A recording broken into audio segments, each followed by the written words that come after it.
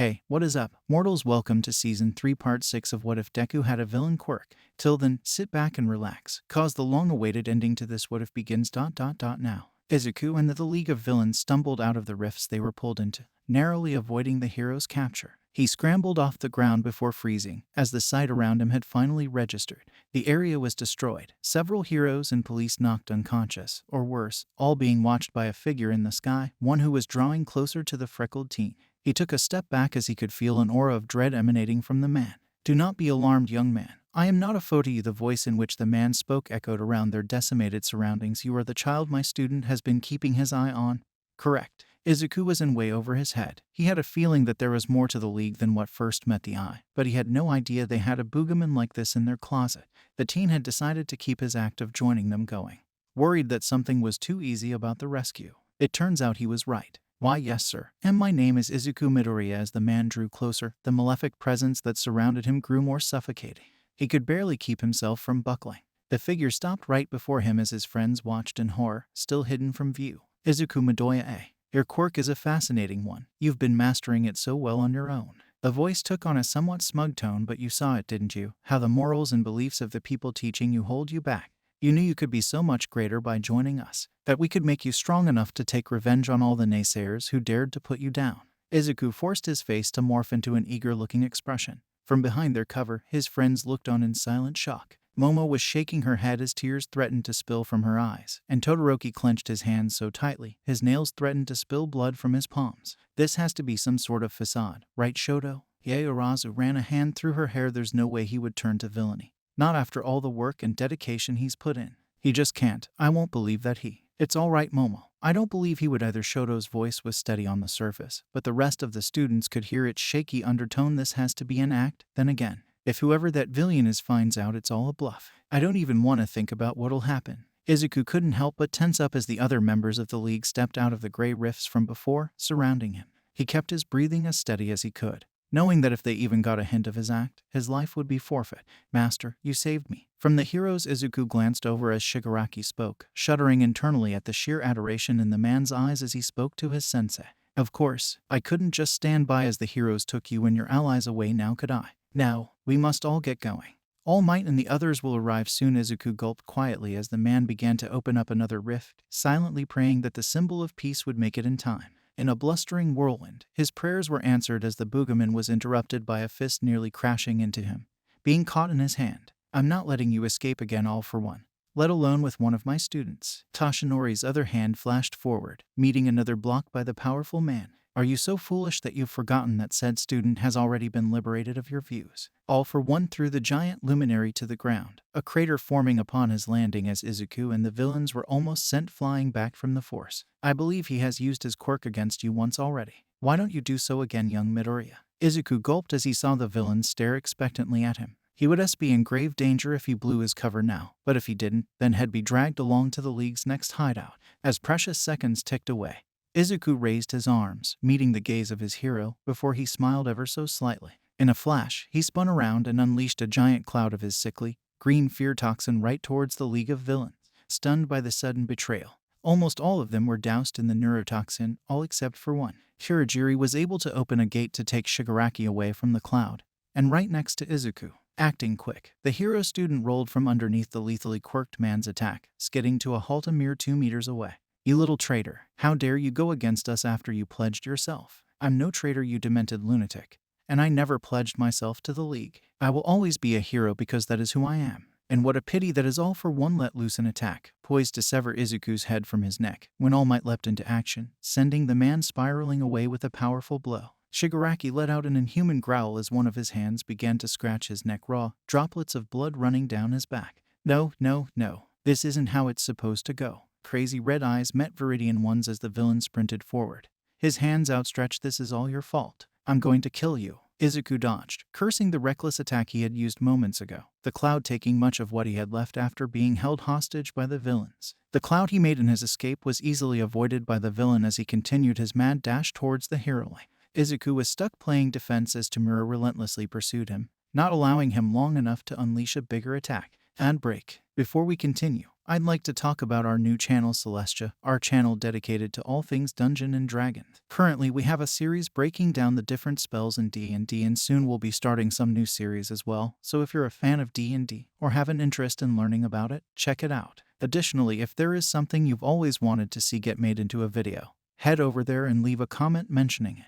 And break over. Suddenly, the fight between the symbol of peace and the symbol of evil caused an earth-shaking tremor to run along the ground, causing Izuku to slip and allowing Shigaraki's hand to find purchase along his leg. The teenager let out a horrible cry of pain, the sound making his friends and teacher cringe as Izuku's leg tissue started to decay. We have to do something. Shigaraki is going to kill him, Yaoyorozu. Normally the picture of calm was nearing hysteria until Shoto slapped her. The girl clutched her face for a moment before quietly thanking her friend. Panicking will get us nowhere. We need to help Izuku. He glanced at the assembled group of Ida, Kirishima, and Bakugo. Does anyone have any ideas? Izuku managed to kick Shigaraki away with a low blow from his good leg, pulling himself to a shaky stand as the man-child howled in pain. Izuku winced at the slightest bit of pressure on the horrible wound, knowing that he wouldn't last much longer in a fight like this. Why, you little shit, what kind of hero hits someone there? A C-competent one, Izuku onwardly cursed, feeling exhaustion creeping up on him as his old stutter began to return. The villain managed to collect himself and dodged the blast of neurotoxin that came his way, inhaling too small a dose for it to truly take hold. He launched himself towards Izuku once more, his hand curling around his neck, his pinky raised. I'm going to enjoy turning you to dust. Right as the decay villain's last finger was about to come down, the sound of an explosion and ice crashing against rubble drew the attention of the coherent fighters. A giant, oddly shaped glacier erupted from behind the ruins of a building. Atop it, a figure with two others on its back appeared, sprinting up to the glacier before the two jumped off, one landing on the other's back as explosions crackled, propelling them faster as flames licked along an odd hole in the glacier, causing the frozen substance to sublimate, turning to vapor at a rapid pace, and causing a massive detonation that sent the two flying into the air at just the height that Izuku might still be able to reach. Taking advantage of the confusion, Izuku delivered a throat punch to Shigaraki as he freed himself, before unleashing a torrent of gas, sending him spiraling up into the air. He finally peeked, his hand outstretched, before it was captured by a softer one. We've got you, Izuku. Momo held on tight as the extra weight shook the stability of their flight, sending them down away from the villains at a rapid pace. Bakugo managed to suit the landing with well-aimed explosions, but they were still left tumbling as Izuku screaming in pain as rubble entered his leg wound. By the time the trio collected themselves, another blustering wind threatened to topple them over. At its end, all three pairs of eyes snapped to its source, All Might and All for One. They saw an older man behind the number one hero and the man himself holding All for One down, a fist planted in the man's head. The three of them relaxed for a second, believing for a second that All Might had ended the threat, when an explosion knocked them to their backs, whisking the air from their lungs. Once more, they pulled themselves up, their eyes seeing how the battlefield had changed, causing them to widen. Before them stood All Might, but half deflated, standing protectively in front of a woman trapped under rubble. Suddenly, the man deflated completely, making the heroes in training pale. All they could hear was the laughter of All for One as he aimed a shockwave down towards All Might. However, just before dust filled their view, they saw one arm of All Might swell up. Their vision was obscured for several seconds as they held onto each other, keeping themselves from being thrown back once more. When their sight was cleared, they saw All for One sprout a monstrous-looking arm,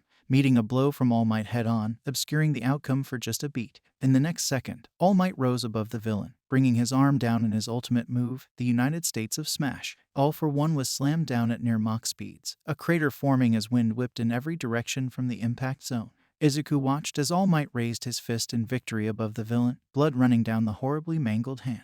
And that was all he saw before spots danced before his vision. He stumbled back, drawing the concern of Yaoyorozu, who called out his name. Her voice sounded so far away from him. Izuku, Izuku, no, don't. Then it was lost to silence, lost to the darkness. Izuku's was engulfed by an inkai, black space. He couldn't see anything. It was all dark. However, as he turned his head upwards, a light began to shine into view. He felt as if his soul was being sent upwards, towards the light as it grew brighter and brighter and brighter until Izuku blinked his eyes as they opened to a stark white space around him. He heard some sort of incessant beeping close to his ear and felt the softness of a mattress below him. Upon closer inspection, he found that he was in the hospital. He leaned up, hissing as he felt a small twinge of pain coming from his ribs. He was quickly distracted from that as the door to the room opened, a despondent Inko entering with a small Tupperware full of food. Mom, Inko froze, her head craning up to see her baby awake. Her eyes filled with tears as the food fell to the white floors. She flew across the room, throwing her arms around her son. As if it was magic, tears began to flow from Izuku's own eyes as he embraced his mother tightly. He was safe. It was a week later that Izuku was released from the hospital, being accompanied by Yaoyorozu and Todoroki, who visited him the day of his release. Although the circumstances were not the best for him, he could no longer be in the hero course due to the permanent damage caused when Shigaraki had grabbed his leg. "This isn't fair for you, Izuku. You were so strong through everything. You've worked so hard," Momo said as she wiped tears from her eyes. "If only we had just moved faster, we could have." Momo ... Don't say that. "Without all of you, I wouldn't be here," Midoriya interrupted her with a soft smile. "Besides, I won't be going too far. Principal Nezu recognized my aptitude in quirk analyzation and will be personally tutoring me. Besides, I was told by Aizawa that the support course is whipping up some prosthetics for me, so I'll be able to walk again soon. I may have lost my leg, but I can still become a hero again." "You'll always be a hero, Izuku." The jungle-haired teen turned as Todoroki spoke, the heterochromatic male placing a hand on his friend's shoulder, an almost unnoticeable smile on his face. The fight between good and evil may have crippled Izuku Midoriya, but he was far from hopeless. Within him, he still held the heart of a hero, and that would never change. Thank you all for sticking around to the conclusion of this story. I hope you enjoyed it. Before the video ends, I'd like to thank our patrons: EDFLAMES, Ethan Davis, Terry Chills, Shifter Mules, Adam Zagel, Zill, ExaVB3, and Joshua Phelps. Secondly, I'd also like to thank our YouTube members: Toy Acosta, Rob Thecking, Sithlord 906, CF2364 and Knuckles, Rimu Tempest, Angel Juarez, Donald C. Stewart, Bryant Grier, and Demonized Fox. On behalf of We the Celestials, I'd like to thank everyone involved in today's excellent content. Their details are in the description below. Well, that's it from us for today's video. So thank you all for watching and have a great day.